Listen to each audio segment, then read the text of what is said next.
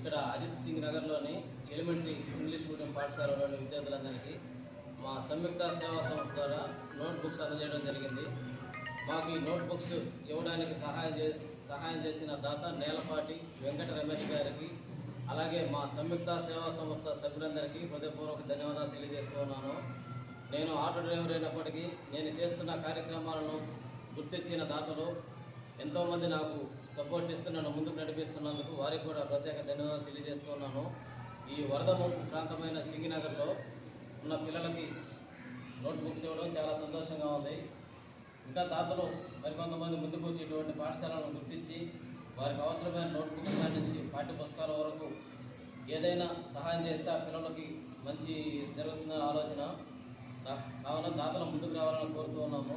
మాకు ఇక్కడ ఈ పరిస్థితి గురించి తెలియజేసిన పాఠశాల హెచ్ఎం ఇమాం గారికి, అలాగే ఈ పాఠశాల సిబ్బందికి హృదయపూర్వక ధన్యవాదాలు తెలియజేస్తున్నాను.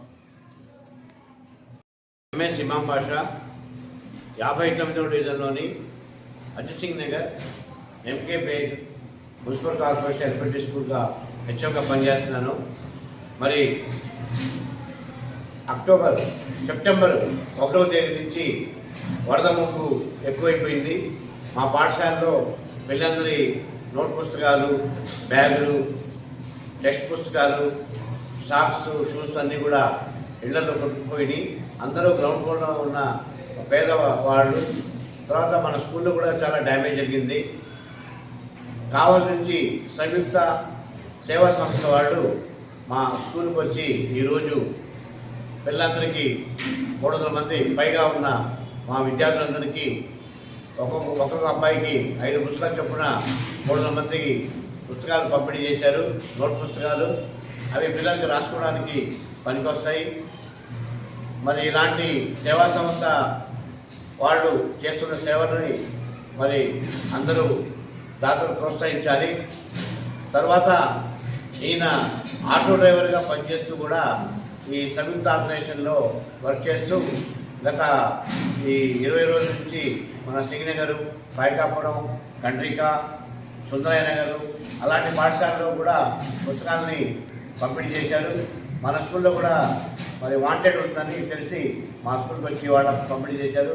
వారికి మా పాఠశాల తరఫున మరి పాఠశాల సిబ్బంది విద్యార్థుల తరఫున వారికి ధన్యవాదాలు తెలుపుకుంటున్నాము. మరి ఇలాంటి సోషల్ ఆర్గనైజేషన్ వాళ్ళకి ప్రభుత్వం గుర్తింపునిచ్చి మరి వాళ్ళని కూడా సత్కరించాలి, సహాయ సహకారాలు అందించాలి. అలాగే దాతలు కూడా ముందుకు వచ్చి మారుమూల ప్రాంతాల్లో ఎవరున్నారో వాళ్ళని గుర్తించి ఇవ్వాలి. కానీ ఎక్కడో మెయిన్ రోడ్ మీద ఉండి ఏదో నాలుగు పనిచేసి పొడవు తీసుకువెళ్తున్నారు. అది సక్రమైన పద్ధతి కాదు. ఎవరు అర్హులో వారికి ఆ వస్తువు అందించాలి. అది సేవా లక్ష్యం అంటే. ఒకటి ఫోటో తీసుకుని అడ్డం కాదు. మా స్కూల్కి వచ్చారు, మా పిల్లలకి ఇచ్చారు, అది మా పిల్లలకి అందినాయి. అది వేరే చోట అయితే కొట్టుకోవటము నెట్టుకోవటము ఎవరికి వస్తాయో తెలియదు. కాబట్టి ఇలాంటి పద్ధతిలో మనం అవలంబిస్తే అది నిజమైన సేవ అని నేను నమ్ముతున్నాను.